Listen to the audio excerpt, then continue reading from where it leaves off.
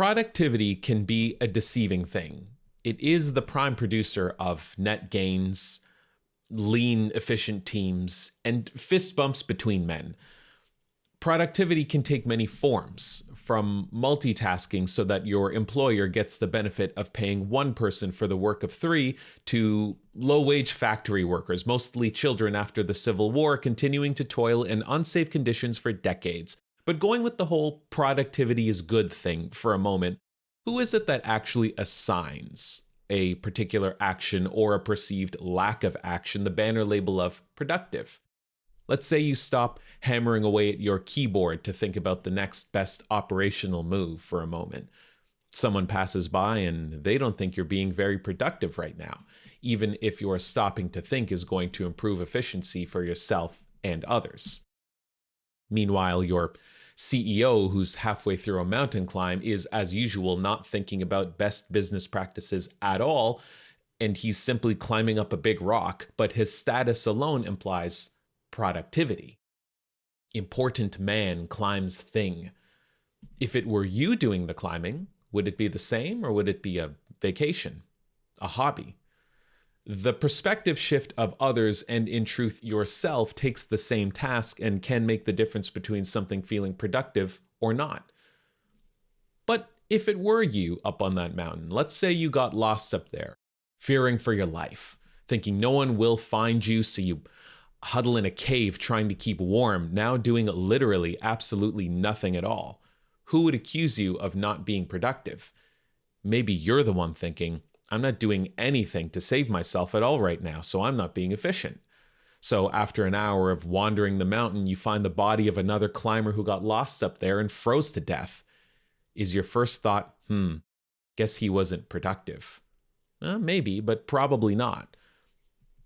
But your next thought is most likely, man, I'm hungry.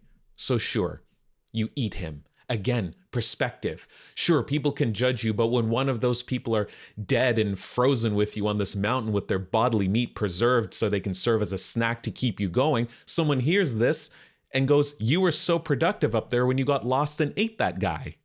His name is Carlos. He was a bus driver. You find that out when you get rescued later and you Google mountain climber frozen and eaten. But now you're thinking, how can I be considered productive? Productivity is defined as a measure of efficiency that calculates how well inputs, such as labor, are converted into outputs, such as completed tasks. What does this have to do with you eating a dead bus driver? Is this a smart level of planning and execution that is only assigned to you because there is evidence, both archaeological and genetic, that cannibalism has been practiced for hundreds of thousands of years? Therefore, it's established that it's a viable approach to completing this task. Up there, though, on that mountain, you do wonder if this guy is somehow alive, cryogenically preserved like in the movies, and now he's watching you eat some thigh. Which takes some effort because you got to tear away his North Face Himalayan mountain suit with a street value of 1,300 big ones.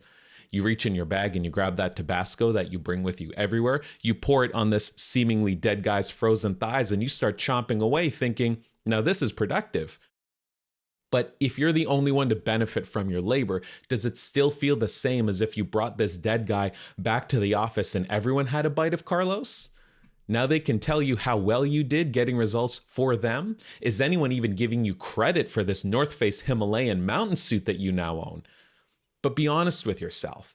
Does your opinion of yourself change if this guy you're eating is actually cryogenically alive watching you rub hot sauce into his exposed muscle? What if he's just there sitting and thinking, what a lazy waste of time? A moment ago, you were surviving against the odds.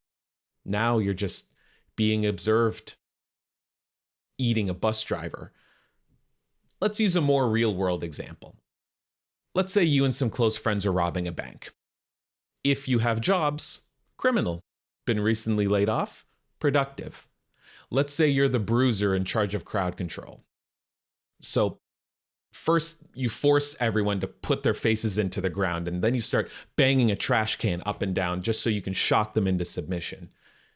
But then you notice the safe cracker is doing something on his phone, and he doesn't even have his hands on the turny wheel thing yet. Now, even you, let's say you don't know a thing about safe cracking.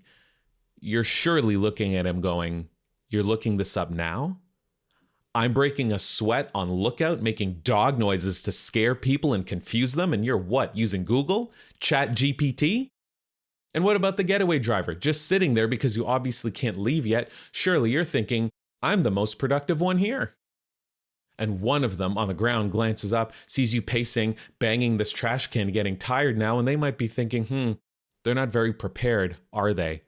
Also, all this effort to scare them, and Agnes, the bank teller, just looks up from the ground, unafraid. Does this effort mean nothing? And now part of you is wondering, is Agnes even impressed at the effort that's gone into this robbery? No, she's old. If it ain't a coupon for something, Agnes is not impressed, but it still hurts. This robbery needs to be more efficient.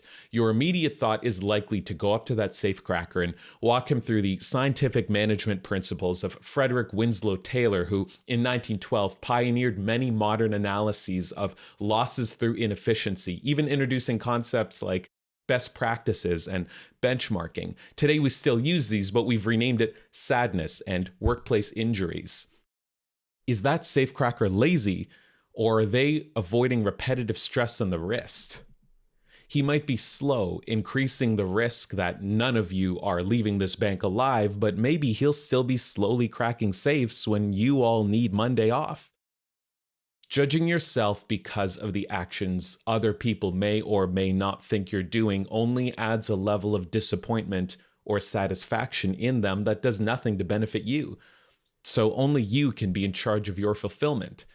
If you chase the approval of others, it might just be as fruitless as that frozen bus driver slowly crawling towards you after you've been fully fed, and it turns out he was actually alive. But if he was alive, surviving up there all this time, how come you're the only one making it out of here? Working hard? You can leave a like. Working smart? Subscribe.